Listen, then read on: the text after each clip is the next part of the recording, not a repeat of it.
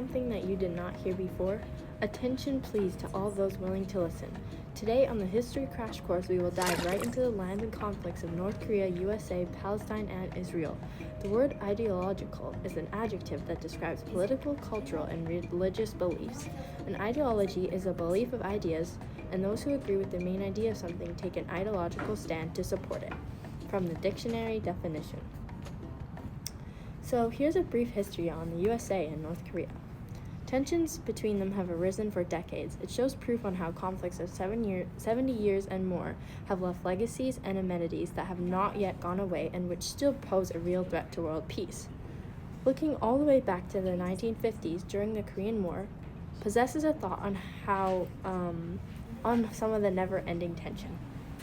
Currently, the leader of North Korea is Kim Jong-un.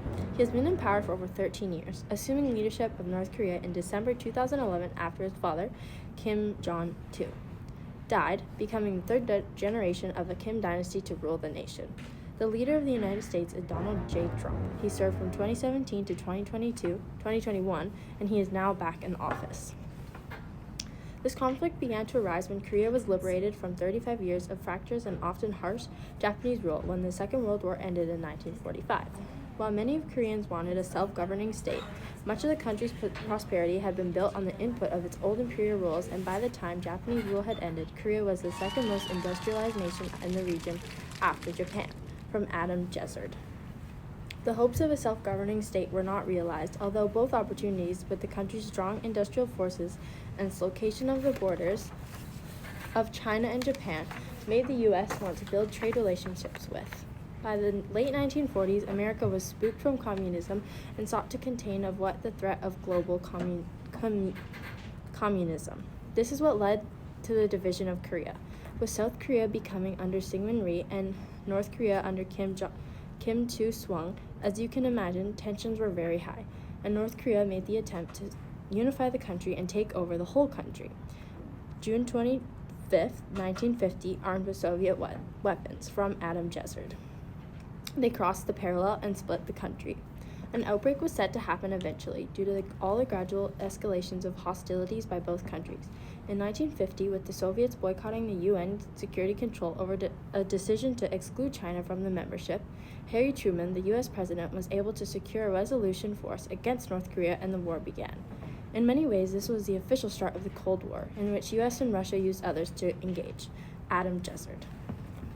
In conflicts because of fears that a direct war between two sides would escalate to an all-out nuclear war. During the dispute, both sides regained the upper hand back and forth. These conflicts caused a lot of casualties and placed a template for the Vietnam War and Cuban Missile of 1962. The Korean War was placed on an even larger gap in Korea between the two sides, leaving feelings of anger as some families were separated with no way of ever contacting or seeing each other again. To this, many North Koreans still view the U.S. bombings as war crimes. While the U.S., Japan, and other alliances have helped rebuild South Korea, North Korea turned to China and Russia, which are nations of communist interest, which begin to supply them almost 880 million rubles, which is Russian money, as well as the manpower and technological input. The result, according to historian Charles K. Armstrong, was that in the late 1950s, North Korea's growth rate was the total industrial output, averaging 39% between 1953 and 1960, was probably the highest in the world. Nuclear tensions. Tensions continue to run high, especially on the topic of nuclear weapons. Kim Jong-un has been able to develop missiles at an unprecedented pace, targeting the United States. The U.S. has been fueled by the ambitions to grow their own missile technology. Key dates to note are Democracy 1994. The North and U.S. signed the agreed framework and agrees to freeze its nuclear program. This collapsed by 2002. 1989, the North fires a ballistic rock over Japan and into the Pacific, far beyond its weapons' previously known capabilities. In 2012, North Korea claims to have missiles that can reach U.S. after South Korea and U.S. agree to extend the range of the South missiles. Early 2018, North Korean leader Kim Jong-un and U.S. President exchanged threats about their country's nuclear capabilities. May 2018, the scheduled meeting between Kim Jong-un and Donald Trump is canceled by the U.S. President. June 12, 2018, U.S. President Trump meets with North Korean leader Kim Jong-un in Singapore at the Capella Hotel in the first summit between the sitting leaders of the two countries. June 30th, 2019, U.S. President Donald Trump meets with North Korean leader Kim Jong-un and becomes the first sitting U.S. president to set foot in North Korea. This information is from Arms Control Association and Adam Jezzard. October 2019 was the start of a period between no communication of the U.S. and North Korea. Communication regained a year later in October 2020. In 2022, when the war began in Ukraine was growing, media news about North Korea and the U.S. died down as there was more important things to escalate. Communism versus capitalism. The common clash between communism versus capitalism is a debate between two different socioeconomic theories. This clash polarized the war during the Cold War and still polarizes the world to this day. A key point difference is within the values of ownership. Communism shuns private/individual ownership of any or vital resources, while capitalism believes in private ownership of land and means of production. Communism versus capitalism. North Korea is the communist side and the United States is the capitalist side. As you may be able to decipher, this is a huge reason for their ideological competition and overall tensions within each other. Another point of interference that is proposed is within individual freedom, showing two extreme points of view again. Coming from the American capitalist side, they enforce to put individual freedom before society. The North Korean communist side enforced that society is to be put before the individual. Communism versus capitalism. Key differences like this face challenges within their own country. Having full capitalist or communist sides does not mean full transparency and success, like leaders Donald Trump and Kim Jong-un seem to believe. Society in capitalism promotes class distinction. The rich get richer and the poor get poorer under pure capitalism. The rich class controls the means of production and wields power, thereby imposing their own class distinction and whims on the society. Communism versus capitalism.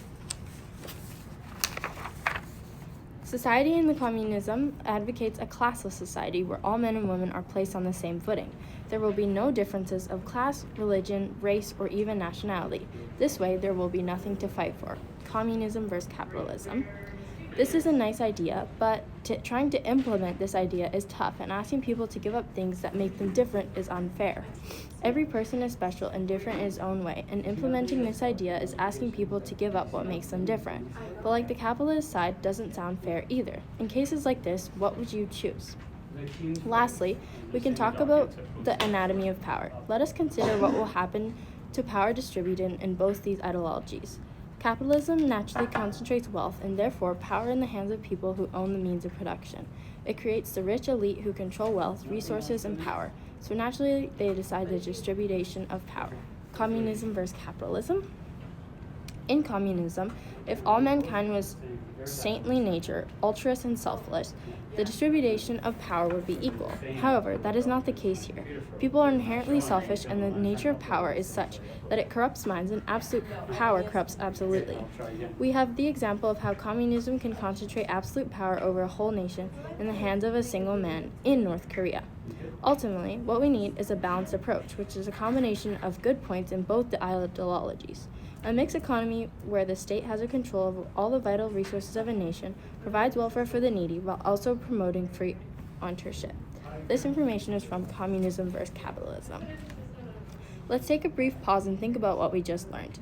We learned that the U.S. and North Korea have been in tensions for ages. The key differences which create the tension is their socio-economic theories of capitalism versus communism. After diving deeper into that subject, it is made known that their ideologies are opposite and clash in many ways, which include ownership, individual freedom, classes, and anatomy of power. Now, let's move on to our next topic for the day, Israel and Palestine. This video is sponsored by Sour Patch Kids cereal. Mornings can be really rough, especially when you've been up all night doing your homework. First it's sour, then it's sweet. Introducing Sour Patch cereal. Sour mornings with sweet endings. Warning, may cause happy faces before school. History and previous conflicts. The history between Israel and Palestine is long and riddled with war and conflicts, sparked by competing ideologies of religion and land ownership. After World War I, Britain took control of Palestine, following the fall of the Ottoman Empire, who had previous control over that area in the Middle East.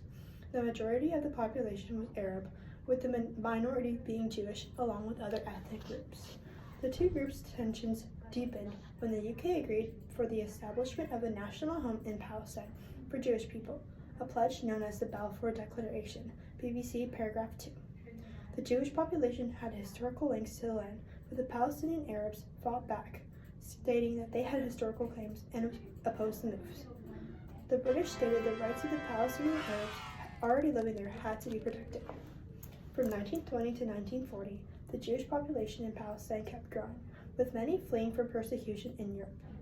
By 1947, the Jewish population grew to 630,000, 30% of Palestine's population. That same year, growing violence between the Arabs and Jews and against British rule led the UN to vote for Palestine to be split into separate Jewish and Arab states, with Jerusalem becoming an international city. Not a single Arab nation supported it. They argued that the Jews got more land even though their population was smaller. The British abstained from picking a stance and instead withdrew and handed over the issue to the UN on May 14, 1948. Just hours before the British rule ended, Jewish leaders in Palestine declared an independent state known as Israel Ours, BBC paragraph 11. The following year, Israel was recognized as a country by the UN. A day after Israel declared independence, the country was attacked and surrounded by militaries of 5 different Arab nations. This started what Israel calls the War of Independence. The fighting ended in an armistice in 1949, and by this time, Israel controlled most of the territory. An estimated 750,000 Palestinians fled or were forced from their homes on land, which became Israel and ended up as refugees. BBC paragraph 16. This event is known as the Nakba in Arabic, or the catastrophe in English. The 7-day war initiated by Israel changed boundaries in the Middle East and had major consequences for Palestine.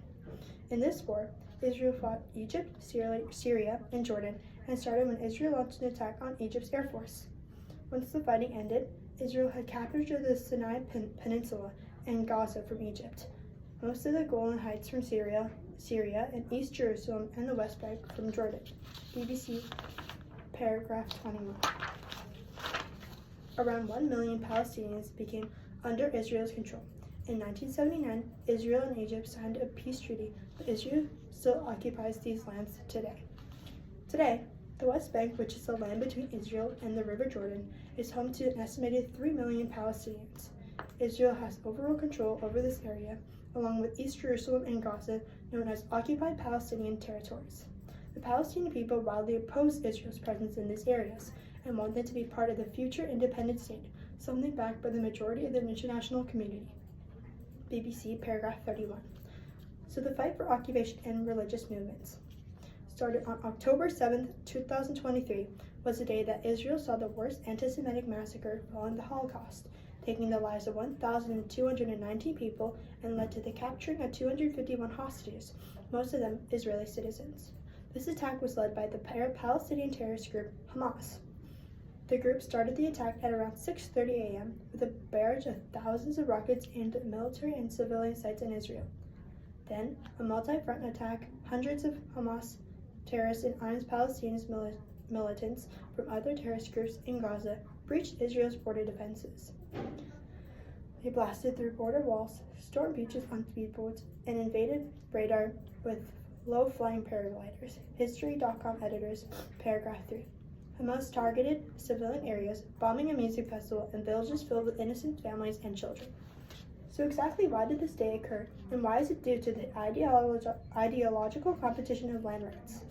Hamas has stated this attack was a necessary step and a normal response to confront all of Israeli conspiracies against Palestinian people, at Al Jazeera, paragraph 3, and a reaction due to Israel's occupation in Palestinian land. The Gaza Strip's blockade implemented by Israel and Egypt since 2007 is a direct response of Hamas's takeover and control over the territory. The Israeli Prime Minister, Benjamin Netanyahu, has declared war against Palestine, and the two countries have been fighting since. The October 7th attack is directly attributed to the ideologies that Hamas carries, the main one being the total rejection of Israel's existence. Hamas views Israel's existence as an affront to God and is committed to its complete destruction. The group calls to establish an Islamic state in all of historic Palestine.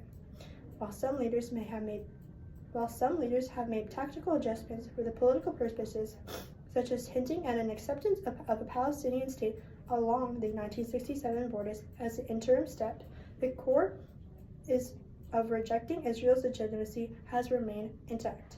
On the other hand, Israel believes that Palestinian land belongs to them, as the Jewish people have a long history with it, spanning over 3,000 years. In the Hebrew Bible, Palestine is described as the promised land that God granted the patriarchs Abraham, Isaac, and Jacob, and their descendants. Israel. Jerusalem is the site of the first and second temples, and is the holiest city in Judaism and a focal point of Jewish prayers and yearning through the diaspora. Israel and Palestine, both believing that they have the rights to the land and rule with their religion, is the leading cause of the competing ideologies of land and religious rights. So Israel and Palestine today. The conflict between Palestine and Israel is ongoing to this day, with many innocent lives in the Gaza Strip being taken by Israeli military.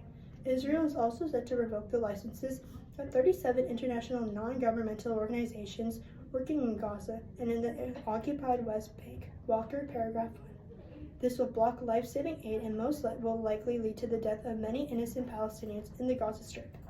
A ceasefire was met on October 10th of 2025, but Israel has breached this agreement many times. Just yesterday, Israel bombed Palestine, killing 14 innocent people despite the ceasefire. Israeli bombing have become a civilian target, focusing on areas with Palestinian families and children, so much so that people have been calling what is happening in the Gaza Strip a genocide. Thank you very much for tuning into this week's episode of History Crash Course, where we delved into the ideological competitions between North Korea and the U.S. and Palestine and Israel. We hope that this episode's insights help you form an opinion on these matters and spark further interest on these topics. A special thank you to this week's sponsor, Sour Patch Kids Cereal, who keeps the server rolling and helps us make content that's insightful and meaningful. Make sure to tune into next week's episode about China and its history with Taiwan.